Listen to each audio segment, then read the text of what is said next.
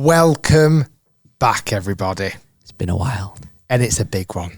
Welcome to the 200th episode of the Rick Shiels Golf Show podcast. We've done more podcasts than there have been Open Championships.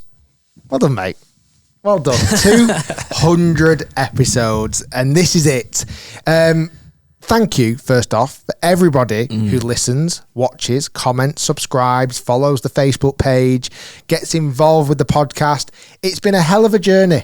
I've really enjoyed the podcast. It was, we've got the celebrationary live podcast coming up in a few weeks' time, which, by the way, we sold out a ticket so quick. Thank you so much, everybody that bought tickets and are going to come to the live show.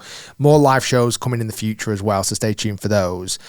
But it's to celebrate 4 years and for making 200 episodes. Commitment. It's a crazy journey, actually, because, I'm sure we have talked about this on the podcast in the past. Like, the podcast really came out of a couple of factors. Number one, everybody was doing a podcast. Correct. We follow, we are sheep. So we wanted to bring our twist to the party. And I feel like the following that we've gained has surprised you and me.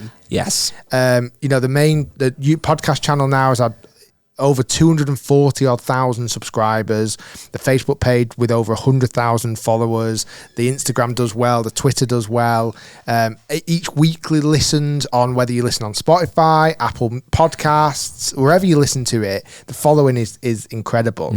And really it was a platform for myself and to chat to Guy, who I chat to pretty much every single day anyway, just to chat about what we do from a business, behind the scenes of the videos, and then to be able to branch it out and have some incredible guests on the channel, like Sir Nick Faldo. Yes.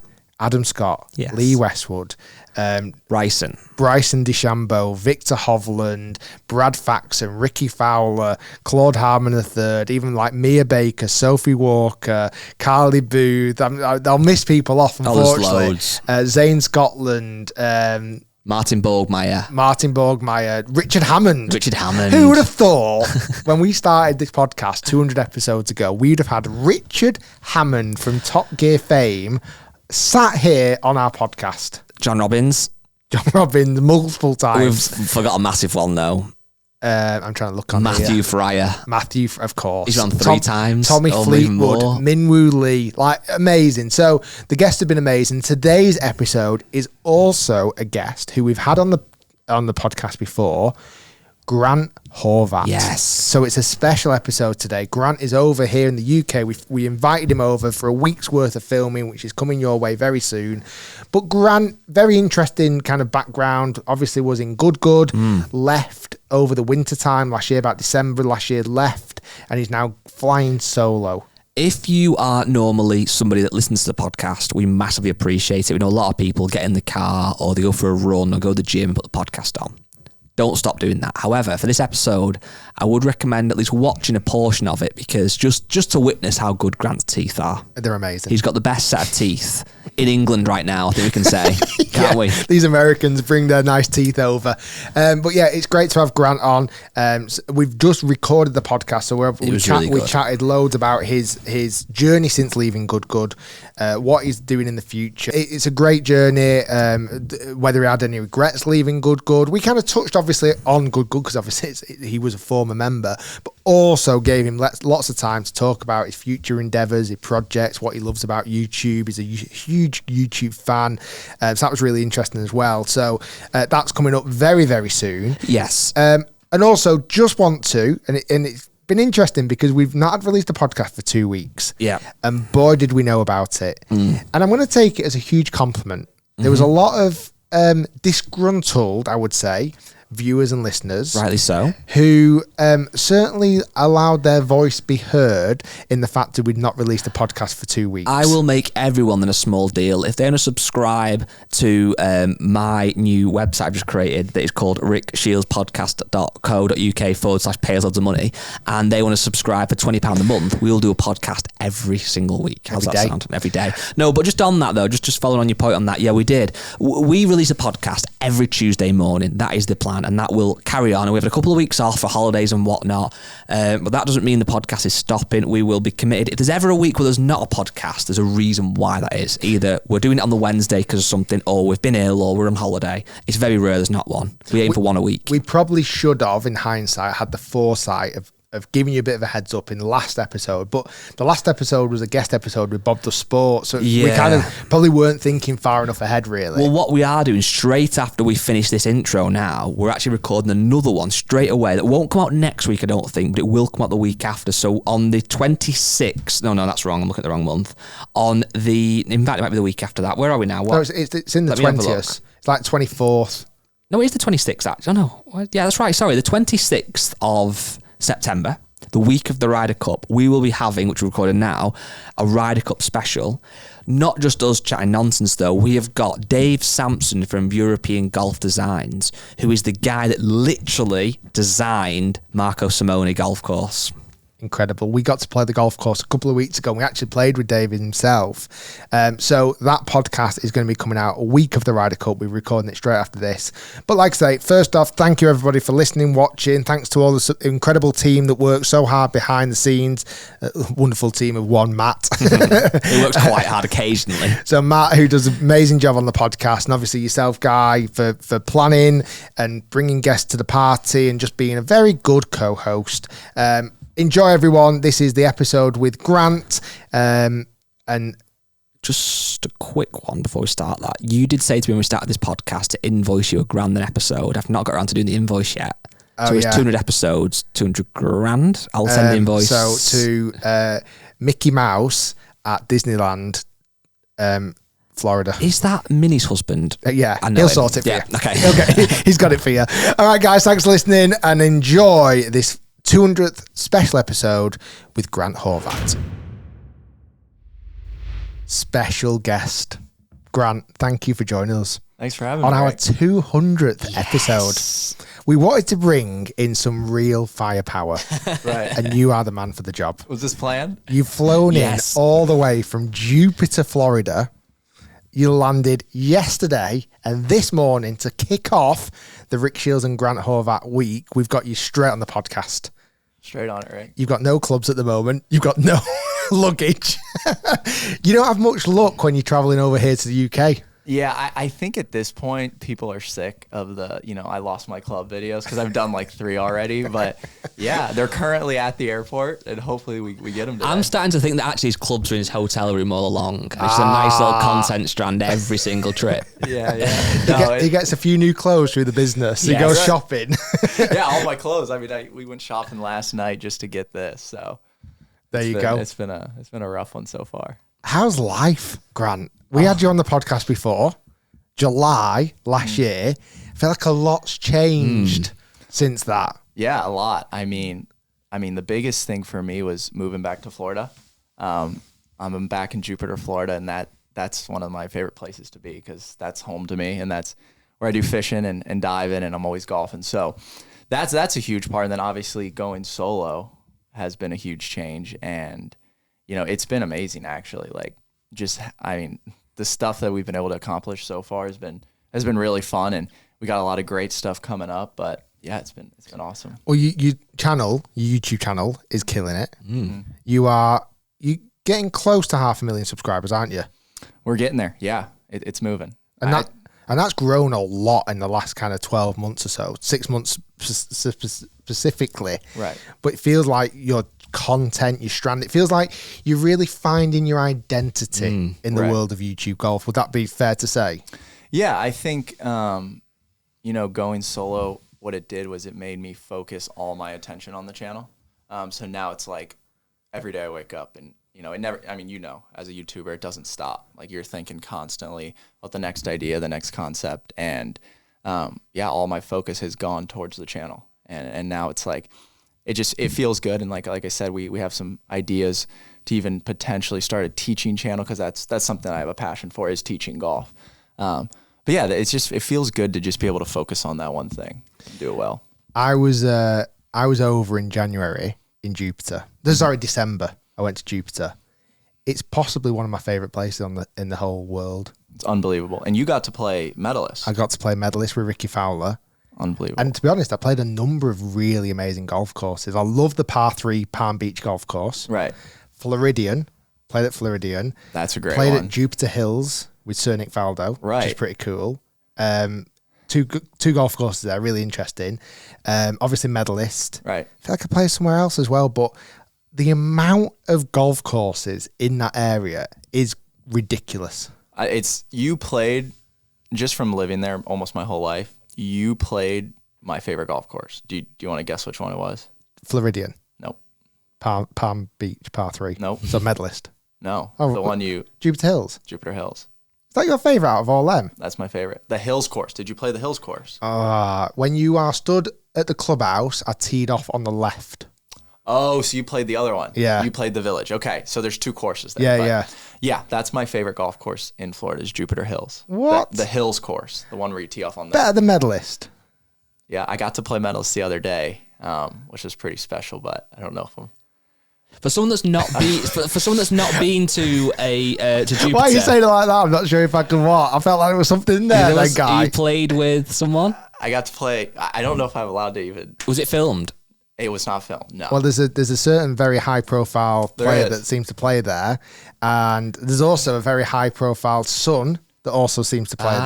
Yeah. And I've got a funny feeling that you might be quite friendly with a certain profile player's son. Yes, we've been able to play a couple times together, and I got to hang out with... And that's who it was the with this dad time. of that son, so that was What? good. Yeah, I got to hang out with him, but... And this week you get to play the Marriott Worsley Park with Rick Shiels. Shiels. Yes. Back to reality, Grant. Just as good. That's pretty cool. How did you play? I played good. I think Medalist was one of the toughest courses I played because we played It's it from so the hard. Tigers tee. Yeah, it's so hard. The first hole's 270 to carry the I know. marsh. Tell me about it. I couldn't carry it. It was into the wind, and I thinned it and came up short. I couldn't even carry it. It's such a hard first tee shot. The whole golf course is very, very difficult. It's Right. really challenging. It gets a little. I certainly got into my match with Ricky on the back nine, started playing a little bit better. You can't miss. No. If you miss the fairway on a normal golf course, you might be in the trees or maybe on another hole. Right. There, you're in trees and you are not finding that golf ball. I mean, and just Florida golf in general, the palmetto bushes will they eat it up. They eat your balls. Yeah. And then tight lies around the greens. Yeah. You know, big undulating greens as well. It's such a challenge. But I suppose if you're playing it all day, every day, that type of golf, your game is going to get a lot better. Oh, yeah, for sure. And if you're playing Medalist from those tees, you have to get better. I mean, just to even break par out there, it feels like a 65 on another course. 100%. It's that difficult. So is your game in a good spot right now? It is, yeah. I've been playing some of the best golf of my life recently because I believe I went to a more forgiving iron. I think I've always drove the ball pretty good. My putting's always streaky, but what I did is I changed to the P770, which is a thicker iron. And instead of playing like the TWs, which I did in the beginning, I just said, like, I'm going to throw ego. I'm going to throw pride. I'm throwing everything out. And they're not that thick. They're not that thick at all. But I have a full set right now of the P770s. That surprises me. Yeah. And I never get any jumpers or anything, and they go the correct So what's distance. that help you with more mishits? You finding a tighter dispersion still, or? Yeah, it's just mishits in general. Yeah. Yeah, because before, you mishit a TW, and you're going to come up a lot shorter than now. If I mishit this P770, I could be pin high. Well, that's exciting to hear because one thing we're hoping to film this week, we've got many, many videos to film this week we're going to come on to probably in this video. We're looking at a new series. We're going to get you in the hit studio and do like a kind of quite geeky and in-depth what's in the bag. Yeah. Right. So that will come to the hit channel soon and you can go through every club and why you're using it. So if you want to watch that video, we'll link it down below when it's out. It could be a good one. That's as long as Grant's clubs definitely arrive today. They're here. They're here. Right, I have the air tag. They have made it to Manchester. The issue now is getting the clubs from Manchester to the hotel because I signed the option to have them delivered, and they said you can't go get them. So now I'm waiting for them to bring them. But I hope we've got time. If not, we can film it another time this week. 'Cause it's funny because you went up to the storeroom here at the office today to have a look at the different clubs, and I must admit I would have 100% put you in a blade. Like when you said yesterday your clubs hadn't arrived. I think, and I reckon I probably got everything. I said, oh, he uses those bloody Tiger Woods blades though. I've got a set of them, but they're in a box. So I don't really want him to use them. Right. It's quite nice to hear that you're using the P770s because I've definitely got a set of them locking around somewhere. Just on that then, do you think there'll be a time, bit of a nerdy topic here, but will blades die? Because so many juniors now growing up with that in mind, a bit more forgiving. See so many elite golfers now moving away from like a blade putt to more of a mallet. Do we think there's going to be a future where people are just using more forgiving stuff and ego is just dropped? Yeah, I definitely think cavity back irons are so much more popular from very, very good players as well. Like, it's really only a handful of players now that I can really think of that use a proper blade. It's rare, isn't it? Yeah. It's true. And I mean, you take Lee Westwood, for example. He's played that thicker ping iron his whole life. Yeah. I mean, that I-20, and that's considered thick. Yeah. And you look at even a lot of the Titleist players are using the T100s. A lot of the TaylorMade players, if it's not obviously the TW, which are the most bladed blades, you've got a handful are in the MBs, but then you've got so much of them now that are in the kind of more forgiving set, 770s, etc. I think it's I think we could see in the next 5-10 years blades just completely dying off. RIP to blades. Speaking about that though and forgiveness and your clubs, you two have got a match. That's hopefully the first video we're going to film. Yes. Fingers crossed it's today. Right. At your home course, Rick. So there's home course advantage at Marriott Worsley Park. Right. How do you both see your chances going? I'll start with Rick first. So unlike Grant, my game isn't particularly trending in the best possible way at the moment. Okay. However, there has been some light at the end of the tunnel. I've not played golf for 2 weeks. I've had a minor operation and I've been out of action. This is good for me. I've been out of action. However, sometimes you've got to beware the injured golfer. Right. So I feel somewhat hopeful. I did sneak in 11 holes last night. Right. And how did you play good? I had an improv lesson as well. Didn't mean to. Kind of out on the golf course with a competitor that you're going to see later this week. Gave me a little few pointers out on the golf course yesterday, and yeah, I liked it. And his point was, I said, oh, I don't know if I can fully trust this week out on the golf course. He looked at me square in the face and went, what, would you rather be playing the way you have been recently? I'm like, oh, wow, ouch. So, yeah, we'll see what happens out on the golf course this week. Before we go on to Grant's chances, though, we've not mentioned this because we've not done a podcast for a couple of weeks. We apologise. You could have beat Fat Perez. I think it was in the palm of your hand. I got unlucky in a big. Have you played Perez yet? I was supposed to play Fat Perez and I had food poisoning, but I won. Yeah, I've played him in a 2v2, not straight up. We've played him in the YouTube Championship, the first one we had. I played FP, but not straight up yet.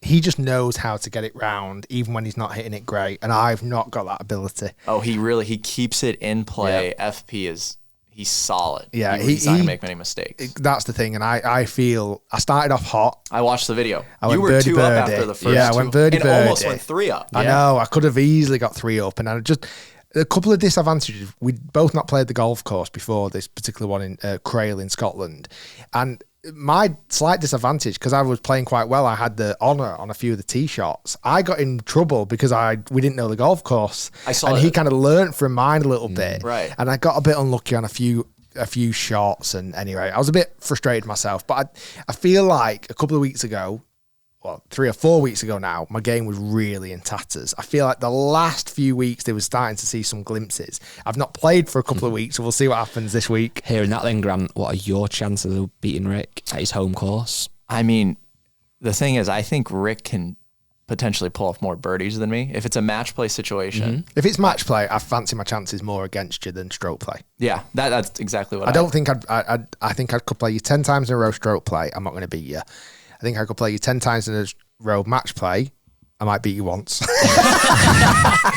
We'll see what happens. Yeah, we'll see. But you do make a lot of birdies when you get hot. At match play, I feel more comfortable, definitely. And like you say, home golf course advantage today. It's not particularly a bomber's golf course, so I'm not going to lose out on distance to you. I know the golf course quite well. You're jet lagged, hopefully. Hopefully your golf clubs don't fully arrive. and I can hit you. That's why I'm doing it on the first day. I'm getting in there quick and early. Maybe you should give him the TW irons after all. yeah. Make it as hard as possible. But yeah, we've got a really exciting week's worth of content. It was really interesting. We've always been open to collaborations, and we've always been open to collaborations with channels that we love. Obviously, good collaboration we did last year with yourself and the boys. That was a huge success. Bob Does Sports, we invited over recently over to Scotland, had a great week with those guys, and we were talking just off camera a minute ago how hilarious they are. Right. Like, they are so funny, and hopefully you guys listening really enjoyed last week's podcast. And if you've not checked it out, I was a guest on their podcast as well, which was really funny. That's worth checking out. We dived into quite a lot of detail on that, and we've got a challenge coming up on their channel. We did a Guinness challenge. I'm surprised you did that, Rick. I want to watch it. I'm gonna have to watch that one. It was. Guy said he's gonna have to watch that one over. Yeah, we need to check. We need to check that video before it goes out. One thing, your golf might not always live up to expectations, Rick, but I'll be honest with you, your drinking does. I can drink. You can drink well. You can hang with them. I'm a plus handicap in They drinking. were impressed with your drinking, I'll be honest. Well, yeah, I can drink. There shouldn't be any surprises there, really. But yeah, we've got an exciting week. And then, so obviously a few months ago, we were like, we've got to do more collaborations this year. And I was like, Grant, what's Grant up to? I was like, well, let's invite him over. Like, see if he can come over, and we managed to make it work, and it's like brilliant. And like I say, we've got loads of different golf courses planned out this week, and loads of different concepts of videos, content for my channel and for your channel. So I think it's gonna be a class week. Yeah, and I think you and I are very similar with, like, we're both nerds of the game. I think we're both very invested into golf and just the game in general. So that's really cool to share that in common. But yeah, I'm so excited for this week. I know we have some cool courses coming up as well. And I've never even really played golf here much, other than, we were at JCB. I know, pretty much every day last year when we came. Yeah, I've never really played links golf. So I brought a 2-iron just for this week to hit stingers. So we'll see. I feel like that's such an American thing to do. Yeah.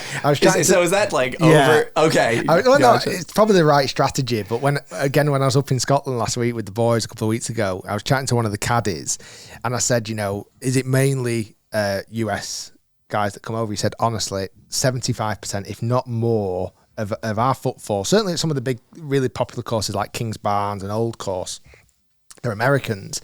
And I said, oh, brilliant. He said, how do they adapt to links golf? And they said, well, often they really struggle. And I can almost every single time they've put a long iron in the bag. And almost every single time at the end of the week, they end up giving it to one of the caddies. Right, because they'll buy a 1-iron, right, just for that trip.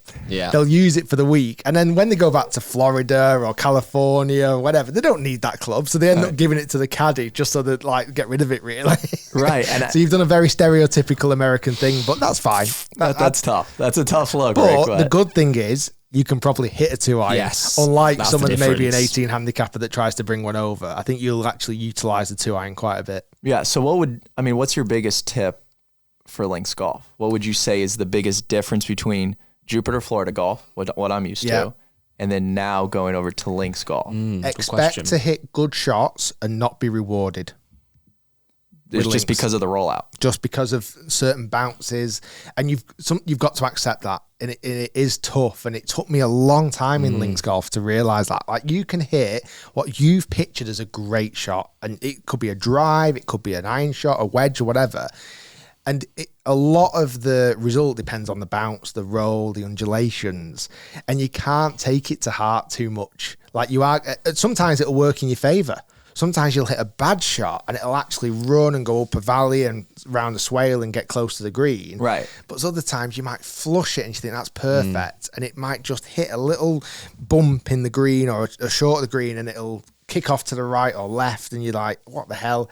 And all the bunkers, unlike American golf, the bunkers are much more naturally placed. Right. So they're almost more like collection points. So if a ball is going anywhere near a bunker, the chances are it's going to go in the bunker.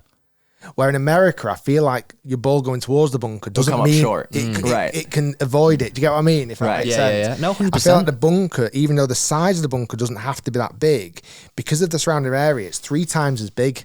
Because everything is going to fall into the bunker. Right. Yeah. And immediately when you talk about links golf and just being able to roll it, I do think of like FP's game. I think, because I've played with FP a good bit now, and like he hits it low. Yeah. And I feel like he could roll up shots just from like super far away. Yeah. That's what he kind of relies on, FP. He carries his driver and it rolls out from where it lands. It rolls out another. Yeah. And it's certainly, and that's the other thing. If you're hitting fairway on links, you'll get the advantage of roll. You know where I still think as well, though? I struggle with links golf, and I'm looking now to play a lot of good courses. It's the wind, but not necessarily into the face, because we kind of expect that. Like you said, you bring a 2-iron, you play for the roll. It's the wind behind. We played at an amazing golf course called North Berwick, and it played the opposite way to what it would normally would with the prevailing wind. And I think I had one of the holes at 180, hit like a wedge through the green. Like, it's insane. It's trying to judge that. Yeah. I almost don't know without a caddy, how do you program yourself to hit those clubs? That's interesting to me. Now, going into a match with Rick, I think you would have the advantage immediately with links style golf. I think so, yeah. I like links golf a lot. Obviously, I've played a lot of it living over here. My advantages are I feel like I can put a lot more from around the green, which again is not something you can do in Florida. That was a thing like, say, Medalist. All the greens are raised. If you miss the green, you have to chip. Right. You can't do anything else. Like, you can't really put it up as much as I tried. But on links golf, the difference between just off the green and green isn't that much difference, really. Right. You can obviously can't mark it. And then the other probably advantages I've got is that, you know, maybe I can flight it a little bit lower. And when I hit shots into greens, I'm very much conscious of where the ball's going to land rather than just the spin. Where I feel like shots in America, it's just about pitching it on the green and making it spin. Right. Where luckily at the moment you've hit the UK where we've actually had quite a bit of rain, so not everywhere's burnt out. It's not as hard as this table. When there has been times where it's been hard as the table, like trying to land it, you've got to land it 50 yards short. So exactly. So the number you shoot, if you shoot 165, are you trying to land it 130 yards? Right now, you can land it closer to 165 because of the ground conditions as of right now, because it's quite green everywhere at the moment. Gotcha. When you get a burnt out summer, yeah, you could land it 110 yards with the right flight. Or you could, you can't just roll it up. Yeah, you could literally chip a shot with a 7-iron or even a little 9-iron or whatever. You could hit any club. So I feel like that could help out, the average golfer. Maybe it could, give them a chance to roll up to the green at least potentially. But then they put a bloody bunker in the way and they put rough in the way, so it's not always like a perfect strip. Right. I mean, the match we're playing today at the Marriott is much more of an American style golf course. I know we'd played it in the meetup last year and we played a handful of holes. That's not linksy at all. Like it's not American golf. Granted, it's not like Floridian golf. What you see is what you get. Yeah, you can land it at the pin. You can spin it back. The carry that you get is off the tee. It's not going to roll that far. You know. But yeah, it links golf. We've got a couple of really nice courses lined up this week. We've got a mixture of normal parkland English version of American golf courses, which we get a lot out over here now, and then actually some really nice linksy golf course where it makes you think, and there's not as many trees, and the rough is quite high, and but it's just great. I love the variety of golf we have over here. Yeah, 100%. And one of the courses we've got lined up, we won't give it away just yet, but it is a former Ryder Cup venue, right? And obviously the Ryder Cup is right around the corner now. What are you thinking your chances are? What do you in chances for USA? For USA at the Ryder Cup. I want to say USA, but Europe looks stacked. Europe looks really I good. don't know. I think it looks good. Yeah. Europe. Mm-hmm. I do. I mean, I hope so. I'm Team Europe. I would always root for the USA, but I think Europe's gonna pull this one out. I really do. That shocks me. There's certain people on the team I'm super excited about in the Europe standpoint. Ludwig, I think, is everything I listen to and watch with people who are seriously in the know are like, he is going to be a generational talent. He's going to be he's a better driver. What's his name? Ludwig Aberg. He's a better driver than Rory. Yeah. I think he actually pronounced it Ludwig Aberg or something. He turned professional in May this year. And he's already got onto the Ryder Cup June, team. June. Yeah. He's got onto the Ryder Cup team. Never played a major yet. His stats are unbelievable. Right. He is the best driver in the world. He is supposed to be the real deal. That is I've seen his swing a couple times, but to be a better driver than Rory is, that. Because I always feel like the stereotypical viewpoint of European versus USA is, the USA hit it so much further, European need to be tighter, we hit it straighter. That's gone. We've got some bombers now. Well, of course we have. That's what I'm saying. Like, back in the day when Luke Donald, who was obviously the captain this year, was in the team, yes, that was quite stereotypical. He wasn't the longest, but he was arrow straight. Someone like a Lee Westwood, not the longest arrow straight. Poulter, not the longest arrow straight. But now we've got John Rahm. Now we've got Rory McIlroy. Right. Now Even we've got Fitzy can bomb it. Aberg. Like we're not now the straight and accurate. Right. Where I feel like actually a few more of your guys are that this year. Like Brian Harmon is the straight and accurate, not the longest. Right. You know, I think there's two big shocks from the team.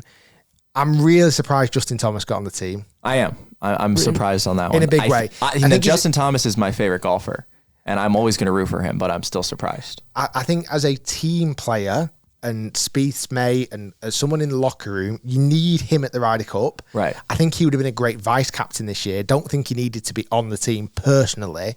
And then from Europe's standpoint, I think Hogart was a real random one for me. Who would you have replaced if you were the captain? Who would you have replaced Justin Thomas with? It's a good question. I probably need to proper look into the details a little bit more because I don't want to choose someone that Keegan Bradley. That's who exactly. Yeah, that's Keegan the first Bradley one. was probably the one that felt like First one that comes deserved to a little my bit mind. more. And to be honest, I would have probably put Bryson DeChambeau ahead of Justin Thomas as well.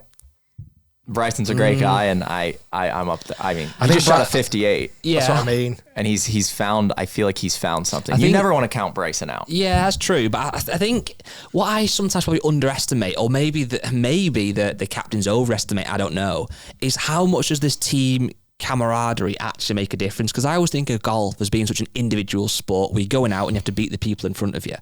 But they put so much emphasis now on who's going to gel well together, both in foursomes, in four-ball, but also from chemistry. And obviously, you know, Bryson's a great guy. We get on well with Bryson. There's some things you hear that he's not as quite well liked in that team as maybe JT is. Right. So has he been picked more for that? I mean, he's got a great record. Justin Thomas, obviously in the Ryder Cup as well.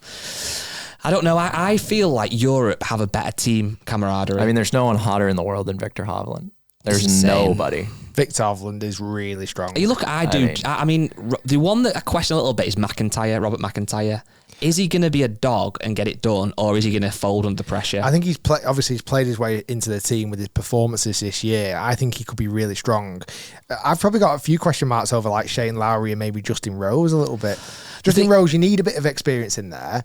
But Shane Lowry's not I think this is only his second Ryder Cup. Yeah. It's not like he's a real like stalemate in the whole team. True, but when you've walked and you've down the 18th and you've won the Claret Jug, not much can phase you after that. Right. I feel like. So, but then been on the biggest stage. You could put Molinari back in the team. Well, yeah. For that instance, like, I think it's a real. I think with the teams coming out, has made me more excited about this Ryder Cup. Yeah, me too. Because I honestly felt like this year's Ryder Cup could have really fell flat on its face. Because I just feel like there wasn't much of a hype around it, certainly with the live players not being involved, certainly from a European standpoint. Right. And obviously live players in America, it's only Brooks Koepka actually got into the team, but obviously because he's won a major this year. But I feel after seeing the 12 guys from both teams, it's like, actually, this could be really, really good Ryder Cup. We got a chance to play the golf course a few weeks ago. It's a very interesting golf course. In fact, in next week's episode, we've got the course designer of the golf course tuning in, so make sure everyone's listening to that. But I'm fascinated. I personally, as much as I obviously root massively for Team Europe, I don't think Team Europe's team is as good as Team USA's team.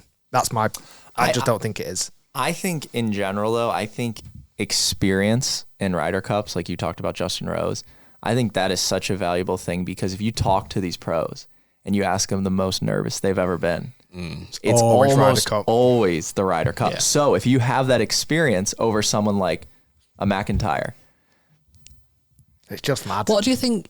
You're right, I've heard that many times, it's the nerves. What is it about it? Is it the fact there's obviously more fans, it's more leery, or do you think it's the fact they're playing part of a team and don't want to let their team down? You're playing for your country, continent. Yeah. You're playing for Team USA, you're playing for Team Europe. Like, it means a lot more. And like I say, it's so you're not letting your playing partners down. But also, I was in France 5 years ago now, France was, wasn't it? 2018.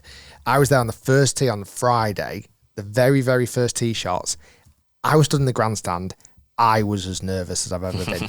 That's crazy. I'm literally looking at these, and it's absolutely packed. Like, I can't remember how many people are sat behind the first grandstand, but we saw it at Rome. There's no grandstand in golf that's as big as that behind the first tee. Well, these courses are designed for the Ryder Cup. Right. So the built, it's insane. And then you throw in the atmosphere, you throw in the sound, you throw in the kind of is it the Icelandic clap that the Europeans end up doing? Right. The atmosphere is ridiculous. And I don't even know how they tee the golf ball up. Right. Like, I literally look at them going, oh my God. I mean, the Le Golf National in France, that was a very, very difficult first tee shot. There's water down the left, dogleg right, really hard. In Rome, it's not as hard of a tee shot. No. Like the actual first tee shot's a little bit uphill, slightly left, right to left hole. You can't really hit it in stupid trouble. You can find the rough, granted. But I think it's a much less daunting first tee shot in Rome. Do you think if you're Americans can get behind the Ryder Cup more because it's their actual country? Like this is a bit of a different topic, but I don't feel necessarily European.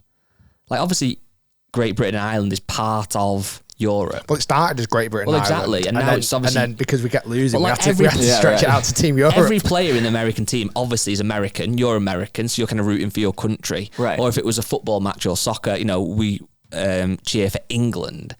But I would say my view on it is more against. I'm rooting against America. Right, fair dues. If that makes sense. Yeah. It's more. I just don't want the American team to win. I don't think the course comes into play. No, as in like much. we don't feel maybe as connected as Team Europe. Right. Like it's not like Guy saying if this was Team Great Britain, which we are both from the UK, it would feel like it's our country. Where at the moment we represent in kind of Team Europe, it doesn't feel quite for us. I just want to make sure that we beat USA. For example, people might hate on this, but if Tiger was still playing, which obviously he's not in this Ryder Cup against Jon Rahm, I think I'd want Tiger to beat him. Yeah. Wow. Because he's Spanish, so what? No, They're I'm not both sure foreign about that. countries. But would you really? You'd want Jon Rahm to beat Tiger? Yeah, I loved it when he beat him in France. Wow. I'd say I don't. I'd always want Tiger to win. I Wow. loved that. I loved it when he beat him. But then if it was the Masters and they're both going down the 18th, you'd want to win. Tiger. Yeah. There you go. There goes mine. Because it grows. I mean, obviously. And also, I want the collaboration that you're going to set up for us, Grant. Right. Eventually. Anyway, a lot has, since you last came on the podcast, obviously, Grant, which now was over a year ago, time has flown. A lot has changed, obviously, for us, but probably even more so, a lot has changed for you. Obviously, you were famously kind of part of Good, that collaborative, and now you're kind of running solo and doing a great job of that. So a lot's changed, I guess. How did that change come about, and how's life been since then? Yeah, I mean, it's like I said, it's been great. I think when you're able to just focus on one thing, like I said earlier, it just becomes better. And I love meeting new people. I think that's one of the best things with being able to travel so much and collab. I'm just meeting so many new people and being able to spend time with them, with each person I meet, and just form relationships. I think that's the funnest thing. When you decided to leave Good, mm-hmm. How long was that process? Like how much had you been thinking about it? How much did you kind of focus on that? Was it months and months in the build up? Did it feel like an overnight decision? It felt very, very quick. Yeah, it was definitely like a very, it happened all at once, which obviously wasn't the ideal scenario, but yeah, it happened very, very quick. When you first left, I think it's fair to say you got a lot of hate. Yeah, definitely. Like, a lot of hate. I remember you putting a video out there kind of saying, listen, this is my decision. And, and the comments, some of the hardcore good fans weren't happy with your decision. Right. That's fair to say. Oh, yeah. I mean, I remember when the video got released on Good, I went on my Instagram and my last post had like thousands of comments that were just like people coming after me, which was just crazy. But, and I can understand as a good fan, I mean, people really, we had some, I mean, just the good fans in general were so diehard. They still are. And I think, I can understand being in their shoes. Did you envision the kind of breakup, the you leaving it to go the way it did? Did you envision the amount of kind of hate that might be thrown towards you, or did that all come as a bit of a surprise? It for sure did. I didn't think it was going to be that intense as it was right off the beginning. I remember right after it did happen, I went on my phone, I went on TikTok, and the first like 5 clips were like montages of myself from just like with music playing, and like I was just like, what is happening? And it was just like the craziest thing. So people were making these montages because you'd left Good. Yeah. But it's almost like a R.I.P. Grant type of thing. Yeah, it was like it was like I was, it's like, I mean, it was like sad music over it, you know? So yeah, it was there a part of you though? Obviously, I can imagine opening your phone, so a lot of messages like that might be quite disheartening. Certainly, negative ones or over the top ones. And I I'd like to clarify that's no reflection on good. I think any internet group or that have a fan base are going to be some younger fans who, an internet culture itself, people can behave in a way that's not really how they would behave in real life. But do you think?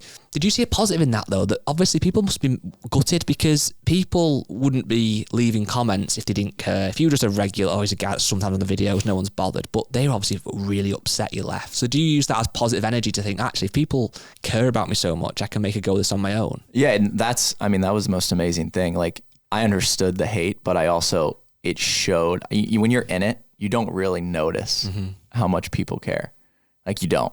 But when you step away, that's when you really feel it. And it was like something, it was crazy. It really was. It was absolutely unbelievable. But I believe in myself. And that's one thing that, and in the YouTube space and just golf in general, I do believe in myself. And that's one thing that I always kind of held my head on. So I do think, I have a really deep passion just for content creation now and YouTube in general. Like I've really loved the art of it. And that's what, I just felt like I was called in that direction. Was there ever a point soon after you announcing you're leaving and you were getting all this hatred and stuff, was there ever a point in time when you thought, I've made the wrong decision? There's definitely, I mean, it was a which tough is time. natural. I think natural for anyone. Yeah. I think it was a very, very, tough time. And like now, obviously time has passed. Yeah, of course. It's easy to look on reflection now and go, you've obviously made that decision. Right. But I bet at the time it was very difficult. It was very difficult. And, time has passed now. And the greatest thing now is like, I still talk with a lot of like my friends in good. And it's like, it's all kind of past, which is nice. And I think, just getting past it and, it just, in a normal job, someone leaves and it's not, like a normal like business or anything, someone leaves and it's just like, they're replaced. But it was definitely, you felt it times a million. Did you obviously got hate online, which is not nice at all. Right. And like I say, not expected, but kind of on reflection, you think, yeah, maybe it was expected to happen to some degree. Did you ever get any hate in person? Did anyone ever actually in person say I'm going to guess no before you say it. I think there was one time I was walking, when you go to a golf tournament, it's pretty, you meet a lot of cool people. You meet a lot of the fans at golf tournaments. I was walking at a golf tournament and I remember this one, like I've had a couple of kids, like it's always the real young kids and they come running up and they're like, get in like a group and they're like, why'd you leave good? And they're like all like, stand around with their arms crossed. So that's happened like a couple, but no, nothing like mean. But does that not just show you that internet culture as well, though? You've had countless messages, as we have for many different things that are negative, but then in real life, you've got maybe one case study of where it's happened. It just shows that people say things they don't really mean online. Yeah, and that brings me to a point, like when I did leave, it was like I experienced more growth. In the initial, when the video like came out, I was kind of like viewing my analytics. I was like, let's see what happens because I know it's going to be a crazy time. Initially, the channel took like a little hit, and then from there, it's just like it went down, and then it just went up, and it was my biggest growth ever. And it was like, so there were more support, like there was way more support than I think people think. There's a lot of hate, obviously, and I think the hate comes from a lot of the younger crowd. And I think the older people understand that, in life, things happen, things change. And, What's interesting though is those people that would have unsubscribed are probably actually your biggest fans, because the ones that take the energy to actually unsubscribe and that frustrated by it, they'll be watching every video. No, I mean, it takes effort. Probably come back and subscribe anyway. A guy who's 25, 30, who's married and got a good job, who's mature, isn't going to go to the effort of unsubscribing from your channel because you don't work with good anymore. Right. You're just not going to bother. Someone who's 14, who's gutted might do, but then the next day when you release another video, they'll be watching. So it's just something to remember, isn't it? That not everything you see online is actually that important. I think as well as humans, and I've experienced it in 11 years making YouTube content, we do remember bad comments. Oh, that's the number one comment you remember. So regardless of, the comments on that video, you might look back on now, there might have been a tidal wave of positive comments as well. Right. You just don't remember. Don't remember. You only remember. That is a great statement. That is a great statement because if you post a YouTube video, you could get 50 positive ones. If you get one negative, that one sticks out and you think on that one for a second. It always gets to you, the negative one, the criticism, but the ones that are positive, you kind of just use as fuel. But it's definitely interesting that to think about. What was your best memory being in Good? My best memory was with you, the 3 chip-ins. Oh. The 3 what? The 3 chip-ins with you. Oh God, that major. Yeah. You played ridiculous that day. The 3 chip-ins with Rick in the major was the craziest time of my entire life. Yeah. I'll never do that again. And I firmly believe it. And it's like crazy because that's to this day the most viewed good video. I think it was mainly because of the chip-ins rather than me. I don't know where the views came from. But it was crazy. Like I was so mad that I couldn't believe like the second one happened. I'm trying to think. Was the first one the 8th where you actually chipped it up, but it ran back down the hill? Yes. And then you hold it. Was that the first one of the chip-ins? Is number 8's right before the par 3? Yeah. Okay, so that was the first one. That was for par. And I remember you chipped in on 15. The par 5. Where was the par 5? Oh no, you chipped in on 13 and 13. You chipped in on 15. 13 and 15. But the craziest thing was the second chip in, we're all going crazy because it's like 2 chip-ins in one round. When we got to the 3rd chip-in, that's when people started saying, like, I kept hearing, I heard Matt say it, I heard Micah talk about it. They're like, there's no way you chip this in again. And then that's when the moment, like right before I'm like giggling. I'm like, there's no way this could ever happen. And it goes in, and that's when I like lost my mind because I'm like, this is crazy. Like that was like a difficult pitch. Like that was not easy. I was kind of like over to the side. It like nipped, went in perfect speed. And that major went to a playoff with you and Micah. Yep. And you won it, didn't you? I did. So you've won the major with the most amount of videos on a good channel with 3 chip-ins. Nice. I did. And that, what's crazy is at that day. Sorry, just a quick one. You didn't leave, did you? No. They kicked you out. That's what it was. You explored it. Because you've got 3 chip-ins on the most viewed video and you won it. They actually forced you out. They kicked you out. Rick figured it out. do you know what I think though? That just summarises golf. And one of the reasons that I love golf is that when you've been asked them what one of your best memories is, it doesn't come down necessarily to your best ever score. It's those things that happen on the golf course. And I think that's what keeps everybody going out, because you could go out and shoot, you could be an 18 handicap and go and shoot 100 and have a horrendous day. But something happened, maybe you chipped in or you hold a bunker shot or you hit a great iron to 2 foot and banged it in for a birdie 2. It's those moments that we kind of don't forget that anybody can get. You could never play golf before, play your first round and make 1 par, and it's that feeling. It's incredible. And what I was going to say is at the end of that round and going into the playoff with Micah, it felt like I was trying to win the Masters. Like I probably felt the same feelings as if I was trying to win the Masters. I don't think I would feel anything different. Like it was a big deal. It was 7 hours of grinding. Oh, it was a hard day. It was a long day. Like I knew in my brain how many views this was going to get. And I remember talking to Colin, like he had the SD cards in the van. And we're like, me and Colin were joking. We're like, you need to you need to put them in like a chest. Like never let those get anywhere. But yeah, it was like, I remember just so nervous on that playoff hole. And it's crazy to feel that because it was just that intense. It was quiet, and me and Micah were trying to beat each other. I had to shoot, unfortunately. I had to get home, so I missed the playoff. But yeah, it was. I remember being intense. I thought you'd say like Matt's holding one on like the par 4. Okay, yeah. Selfishly, that's my best moment. Yeah. The best moment for sure. Like being a part of. Yeah, Matt's hole in one was unbelievable, and Garrett's albatross. Garrett's albatross, because Garrett and I, we did GM golf full time, so that was crazy. Like Matt's hole in one, obviously having all the camera angles up at the green, it was just like a miracle. And then what happened prior to that, I don't think that'll ever be topped. But Garrett's albatross on the par 5 was so crazy because that's just, it was just me, Garrett, and Ryder. And I was filming it down the line, and like right before Garrett hit, I think he said like, Ryder, go up to the green, let's film this. And Ryder just happened to drive up to the green to get an angle.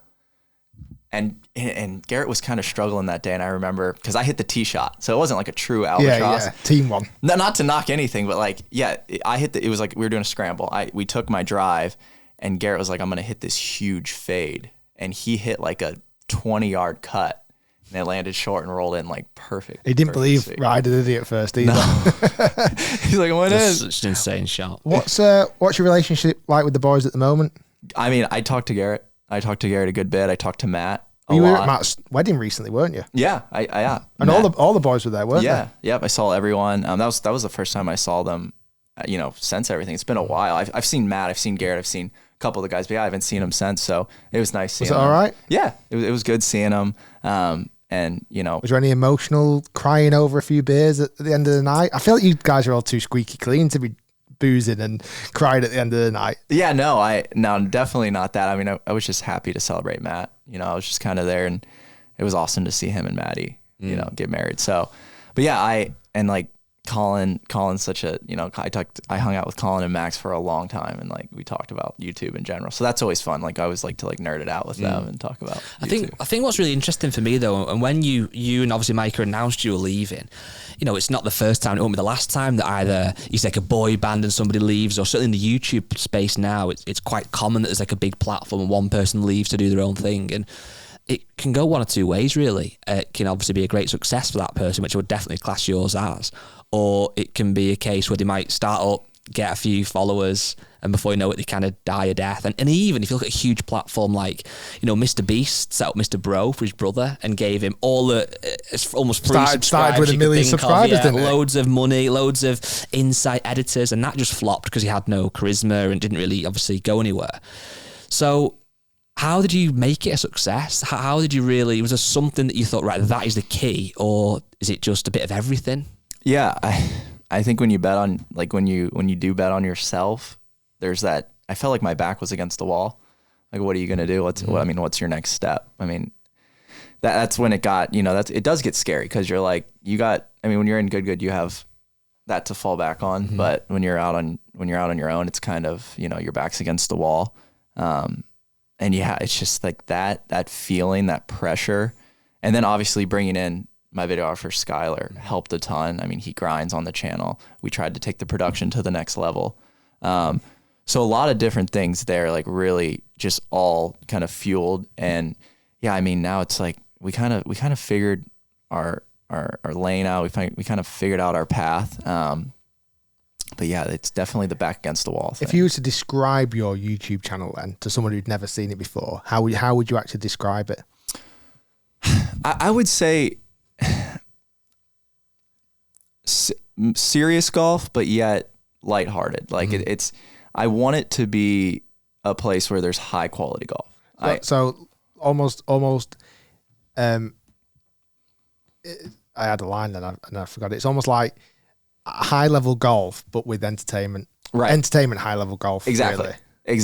You nailed it. So I enjoy playing with just pros. Like I want to collab with, different pros in the future and do 18-hole matches. And I want to see if I can beat a lot of these guys. Like going out to film with Bryson right after this. We're heading out to Dallas. We're going to do like an 18-hole match. I want to see, just for fun, if I can compete. I just did a match with George the other day. And George is he's unbelievable at golf. He really is. So, and like playing with him and just that level of golf, it feels like I'm getting better and we're having tons of fun. So at what point though, because obviously you are a very good, are you pro now or are you still? No, I've never. What would your handicap kind of be now, just to the listeners, roughly +3, something like that, maybe, or more better, or? Yeah, I would say, +1, +2. So how do you, that's a good level of golf, clearly. How do you now maintain that kind of love for practice, that time for practice, as well as running a successful channel where ultimately what really pays the bills is views? Right. That's practice has taken like kind of I don't practice. Yeah. I really don't have time. I'll go hit balls at the range. It's not like I was in college, because in college it was like you actually intentional practice. Now it's you practice when you play for the when you're doing videos, because the time I'm not doing videos is the time I'm also trying to be present, I just feel like, we film so many videos that if I'm done filming, then I'm practicing on top of that, at that point, it's like, it's it's almost too much golf. I hear you. I think it's sometimes, and, you know, you see a lot of creators do this, and Rick did it with his Quest for the Open many years ago. When a creator tries to have like an actual channel and also a mission within that channel to get on a tour, it's so hard to actually do them both successfully. I think the Bryan Bros may be one example of that, where obviously George went on to play on the PJ Tour and win. But to actually balance the two, Wesley, it's so hard to do them both. Yeah, I mean, Bryson, I remember talking with Bryson before he, you know, when he was just starting his YouTube channel, and he was like, he wanted to be like the first guy to try and do both. And it's just that it's hard. Like you can't focus heavily on your career on the PGA Tour and be doing content creation unless you have a team that's kind of doing it for you and you're just doing it. But then that comes across as it's not really you. Exactly. That's the difference. Like exactly. If it's your channel, you've got to be involved with it. You've got to have a say on the edit. You've got to have a say on how it's going to be produced or what matches and where you're going to play and this, that, and the other. I think the first person that really breaks onto the scene that has done that is going to have such a fan base. It's a little bit like what Min Woo's doing now with like his social media. It's so authentic and it's so kind of behind the scenes, and it's almost so, it makes them so likable that the fan base that you can create, and then obviously the sponsorship off the back of that, it's going to be insane. I'll tell you who probably was the first, like Poulter. Yeah. To really kind of use social media to show off their personality, but also still playing tour level golf. Like, I feel like there's not been that many, because a lot of brands, a lot of people who play on tour, their social media is managed by someone else. Right. Exactly. Like, and you can feel that. Of course you can. The other one I'm thinking of is Carl Phillips. Yeah. Because he's done that, and his dad. He's probably his dad. But he's been doing content since so long. 15 years ago when he was like 7, 6. So people have literally watched him for that long. Because I think Min Woo was on his channel years ago as well. He's only 20 at Stanford. Wow. If he goes on to make it on the PGA Tour, he'll have such a fan base. And I think he will. I think he's unbelievable. Have you got any ambitions to play on tours or to play professional golf? I know obviously Micah seems like he's going much more that way. Right. I've not spoke to Micah about that. Obviously, I know you mentioned that you obviously still hang around with him a lot. Is that something that you've got ambitions for, and is it something that Micah's really trying to focus on? Yeah, I think that's definitely Micah's passion is pro golf, so he's going in that direction. My passion's YouTube. I love thumbnails. I love all that. Like I get into that. Me and Skylar, we just sit like all night and just talk about it. That's all we do. And when did that reality hit? Because I'm guessing there was a point in time where you wanted to become a professional golfer, playing on tour or whatever. I'm guessing, as all of us did. Right. Did that moment take place pre-good, post-good, during good? Pre. Right. So pre-good, you were like, professional golf, it's not going to happen. Right. I want to venture down this kind of YouTube platform. Yeah, I had that realization in college. I just didn't love competitive golf. I didn't love it. And you need to love it. You need to love being on the road and doing all that. When I found content creation and getting into that, that's when I was like, this is it. Like, this is what I like. Yeah. Like, I love golf and I love playing matches, but I also don't want to do it with money on the line and like my life based on it. Like, you don't do 4 rounds of stroke play, staying in all different types of places. I'll do it for YouTube. Yeah. I'll do 4 rounds of stroke play for YouTube all day. I love it, but not when it's like, you're trying to pay your bills. I wonder, it might be a silly question to ask. I'll try and articulate it in the best way I can. But if you got a group of like kids who, let's say, are 15 and good at golf, and you showed them what it would be like to be let's just say a DP World Tour player who's kind of okay, keeps the card, not super, super successful, but they're a professional golfer. They can say they are a professional golfer on the DP World Tour, versus quite a successful golf YouTuber, and show them actually the real intricate inside lives. Which you'd prefer to do? I think it depends on what stretch of time that's going to be over. Mm-hmm. Like if it's just 1 year, then you could go down either way. If you said it was over 10 years, I think it depends on the duration. What would you rather do? If someone said now you can click your fingers and this YouTube world's never happened, but you've been on the European tour for 12 years, you've had a couple of top 5s, you've kind of kept your card. I think I would personally struggle not excelling if I was just on the DP World Tour as a bit of a journeyman and didn't really ever win anything. Richard Bland before his win. I personally think I'd struggle with that. Mm-hmm. A lot of time away from family, a lot of commitment. Yeah. You've really got to put the effort in. A lot of times you're not making the cut, you're not making money. Oh, yeah. It's stressful, really, really, really stressful. Where and how can you ever rank success? Like, and to some degree, golf YouTube is quite different in that category. Like, you can measure success in many different categories. You can measure success of how you've played in the video, whether you've won the match, and you could deem that as a success. Right. You could deem it in the fact of, I played crap that day, but I actually made a great video. Right. And the video views have done really well and the comments are great. That's deemed as a success. It's not all based on your personal performance, where DP World Tour is based only on personal performance. True. This might never happen, but could either of you ever foresee a future where you've got a 14-year-old who's grinding on the range, a good player, whose aspirations aren't to be a tour player, although they may have the ability, but they want to be the next Grant, the next GM Golf, the next Rick Shiels? Is that a possibility, or is that just never? Are we always going to aspire for elite performance? The number one job choice in golf, the number one job choice by kids now at school is to become a YouTuber. It's crazy.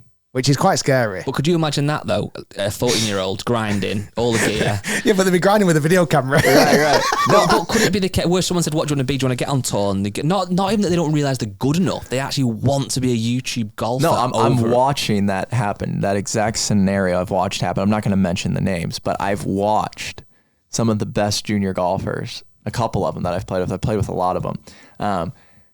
They are, instead of trying to go on the tour, they see, content creation, and I think their eyes go towards YouTube because it's like, it's fun, it's easy, it's cool. Yeah. It's not easy, but it's definitely It appears that way. It appears that way for sure.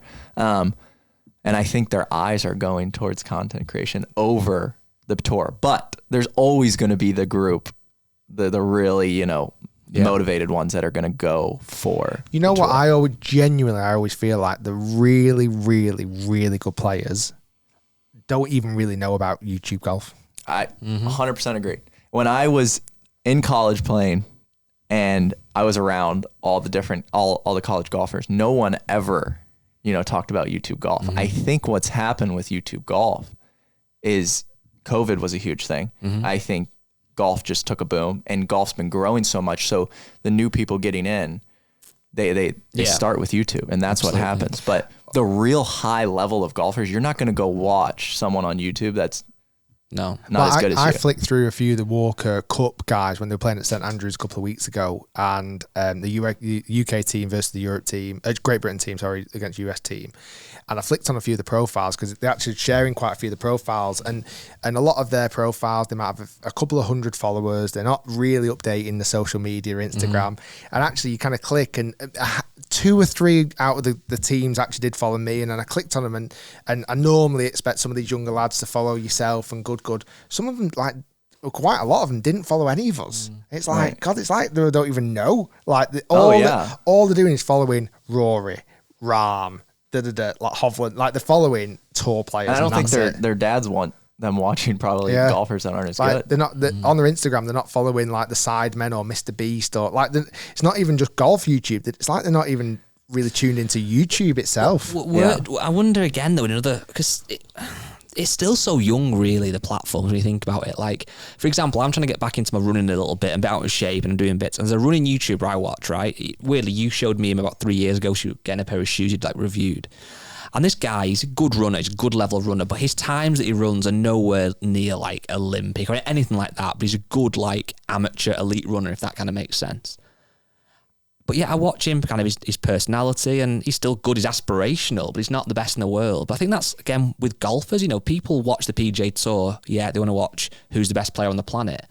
But there's more to it than that. They want to watch personalities, want stories, they want narrative, don't they? Like at the Open, the amount of times I got stopped at the Open this year, it was incredible. And you'd get, little Jimmy's only come to, he didn't want to meet Rory, he wanted to see you today. And it's like, well, that's a bit mad. And I suppose that, though, like, that's a bit crazy. The question I asked Grant before was about his success from leaving good.